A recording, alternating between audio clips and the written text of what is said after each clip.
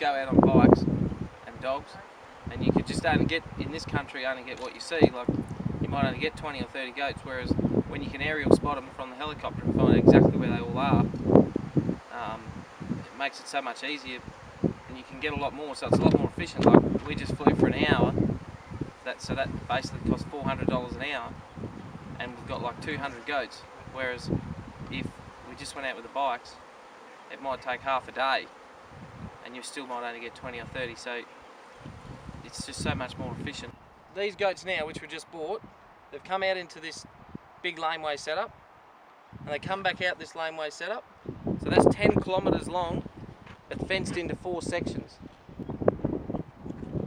And just have a look at the angle which we've designed all this on, right? So what happens is, when we go to re-yard all these goats, all these angles, they naturally run up and into all these angles. So then, when you're actually yarding up, you're not chasing them, stressing them, you're not forcing them, you're not having to catch them with a dog. The goats naturally run into all these corners and the big wide double gates, and then they come up into all this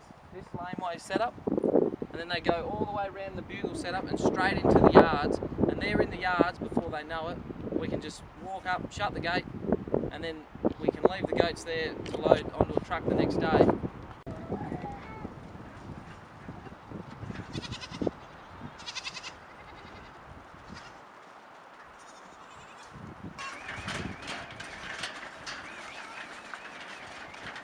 So on days like today, when we're mustering goats, normally I come out in the ute with the esky or the engle on the back with cold drinks for the crew that are mustering. On a 42-degree day, we need to keep fluids up to everyone. With 3 kids, we normally Sid, he's nearly 6, so he goes out on his little peewee, and the 2 girls, they normally jump in the ute with me, and yeah, we basically ground support, so we just follow them around and yeah, help out in the ute if we can, and yeah, just meet up all at the end and help put the goats in the yards.